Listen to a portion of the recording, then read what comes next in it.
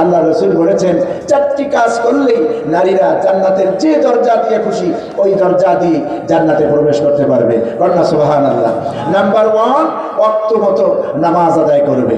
Number 2, Ramzan মাসের রোজা, যেটা সামনে মাস, রমজান মাসের রোজা রাখবে। 3 নম্বরে সতীত্বের হেফাজত করবে, নিজের লজ্জাস্থানের হেফাজত করবে। নাম্বার 4 নম্বরে হলো স্বামীর আনুগত্য করবে। এই 4টি কাজ যদি আমার মা বোনরা করতে পারেন, যেই জান্নাতের যেই দরজা দিয়ে খুশি সেই দরজা দিয়ে রাসূল বলেছেন প্রবেশ করতে পারবে। কন্যা সুবহানাল্লাহ। এখন বক্তব্য হলো 3টা বাদে 1টা, অর্থাৎ নামাজ, রোজা, নিজের লজ্জাস্থান, এগুলি আমার মুসলিম নারীরা, আমার মা বোনরা ঠিকই পালন করে, রোজাও রাখে, নামাজও পড়ে, নিজের লজ্জাস্থানও হেফাজত করে।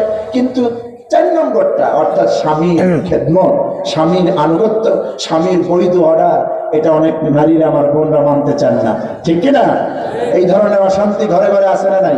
আচ্ছা, আমি বলবো আমার বোন, আমার মা, আপনারা কি বলছি, আগের 3টায় যদি ত্রুটি হয়ও এটা আল্লাহর সাথে সম্পৃক্ত, ইচ্ছে করলে আল্লাহ মাফ করে দিবেন, ঠিক কিনা? কিন্তু পরেরটা, এটা সম্পূর্ণ হকুল ইবাদ এবং স্বামীর হক, এটা কিন্তু স্বামীর থেকে যদি আপনি মাফ না পান, আল্লাহ আপনাকে মাফ করবেন না। কারণ স্বামী সন্তুষ্ট, আল্লাহ সন্তুষ্ট, স্বামী সন্তুষ্ট, রাসূল সন্তুষ্ট।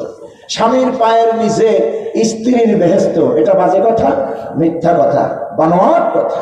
কিন্তু স্বামীর সন্তুষ্টির মধ্যেই স্ত্রীর জন্য বেহেশত রেখেছেন আল্লাহ রাব্বুল আলামিন। কে রেখেছেন?